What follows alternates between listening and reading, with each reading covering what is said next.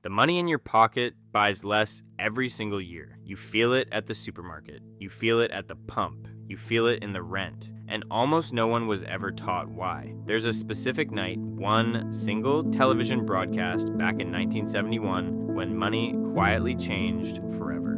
Most people have never heard of it. It wasn't a war. It wasn't a crash. It was one announcement on a Sunday evening that almost no one understood at the time. But it's still draining your savings right now while you're watching this. By the end of this video, you'll understand 3 things. Exactly what your money actually is. Why it loses value on its own year after year without anyone stealing it. And a 10-second check you can run on your own phone before this video even ends. That tells you whether your savings are quietly shrinking. None of this is doom. I'm not here to scare you. I'm here to show you the rules of a game you're already playing. But to see it, we have to go back to one night in August. For most of modern history, your paper money wasn't really the money. It was a receipt, a claim ticket on something real that was sitting in a vault. Go back a few centuries, and money was gold and silver coins. Heavy, hard to carry, easy to steal. So people started storing their gold with banks, and the bank would hand them a piece of paper that said,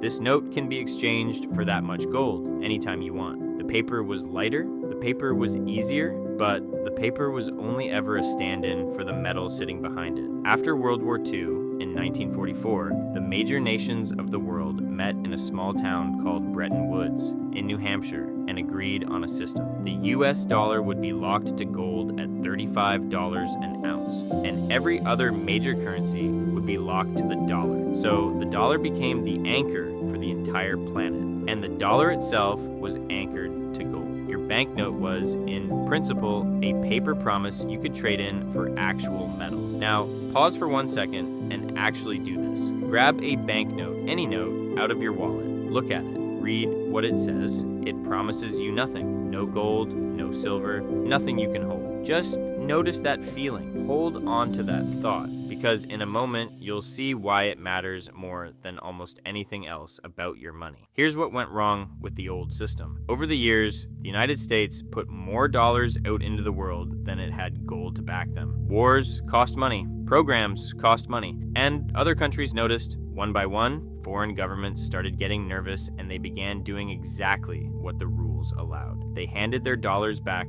and they asked for gold instead. France was one of the loudest voices, and slowly the vault was draining. So, on the evening of August 15th, 1971, the US president went on television, interrupting the normal Sunday night programming and closed what was called the gold window. From that moment, foreign governments could no longer hand in their dollars and get gold back. He called it temporary. It was never undone. The Federal Reserve's own historians describe what happened in plain words. The system, in effect, turned into a fiat one. And that word, fiat, is the whole game. Fiat is Latin. It means let it be done. Fiat money has no gold behind it, no silver, no commodity at all. It is worth something for exactly one reason, because a government declares that it is, and because all of us agree to trust it. So here's the strange part, and I want you to sit with this for a second. The balance in your bank account is not sitting on a pile of gold in a vault somewhere. There is no metal with your name on it.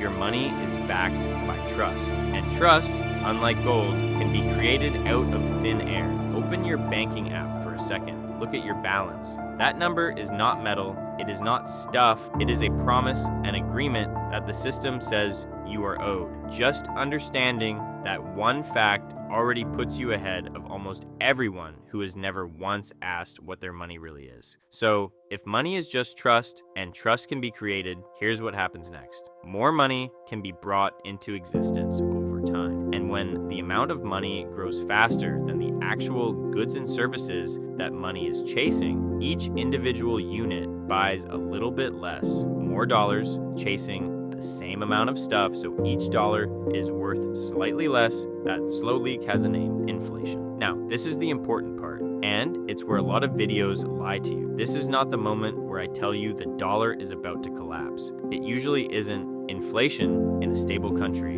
is normally slow and quiet, a small leak, not an explosion. And that is exactly why it's so easy to miss. A flood you would notice, a slow leak you ignore for 30 years. But slow leaks add up because they compound. By the US government's own inflation data, $1 from 1971 has the buying power of only about $8 today. Said the other way around, the dollar has lost roughly 87% of its purchasing power since that night in 1971. Almost 9/10 of it gone. Not stolen in some dramatic heist, but quietly evaporating one ordinary year at a time. That's not a crash you would ever notice on a single day. You would never wake up and see it.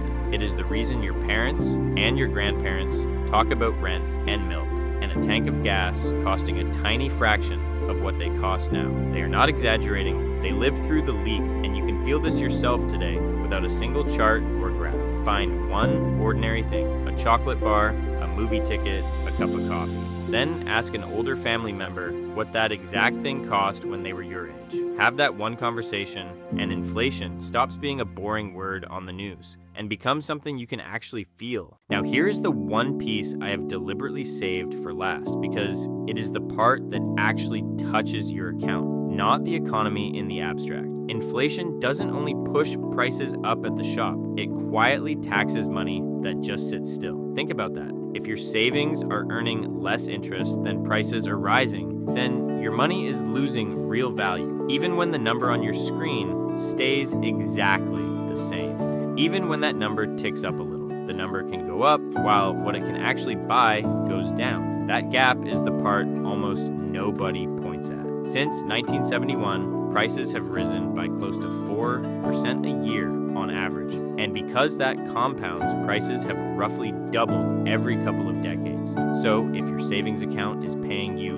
less than that, the difference between your interest rate and inflation is your quiet loss. Every year, automatically, whether you notice it or not. So do this right now. It genuinely takes 10 seconds. Open your bank app, find the interest rate on your savings account, the actual number. Now compare it to inflation. Is your rate higher or is it lower? If it's lower, and for most people in most ordinary savings accounts it is, then your money is slowly shrinking in real terms while it sits there doing nothing, feeling safe. And listen, that is not a reason to panic. It is not a reason to do anything drastic. It is simply a reason to pay attention. What you actually do about it is a whole separate video, and it depends entirely on you. But here's the thing, you cannot fix a leak you cannot see. And now you can see it. You can. So let's bring it all the way back. We started with one television broadcast on one night in 1971. That single decision is the reason the money in your pocket is a promise instead of a piece of gold. It's the reason prices climb a little every year. And it's the reason that simply understanding your money, what it is and why it leaks, quietly puts you ahead of almost everyone around you who never bothered to ask. I want to be really clear about something because money content online loves to scare you. Fiat money is not a scam. It is not a secret countdown to collapse. Almost every country on earth uses it, and it lets economies grow in ways the old gold standard never could. It is simply a system built entirely on trust. But once you can actually see the system, two things change. You stop being surprised and frustrated by rising prices because you finally understand where they come from, and you start quietly planning around them instead of being a victim of them. Because here's the truth, the people who quietly get ahead in life are usually not smarter than you. They didn't get handed a secret. They just understood the rules of a game that everyone else was playing completely blind. And there is a second half to this story, and it might be the most important part. Because the obvious question is this: if the dollar lost its gold back in 1971, then why did the entire world keep using it anyway? Why is the US dollar still the money that runs the whole planet? The answer is something called the Petrodollar. It's how the dollar became the world's money, and it's exactly why so many countries are now quietly trying to break free of it. Watch that one next.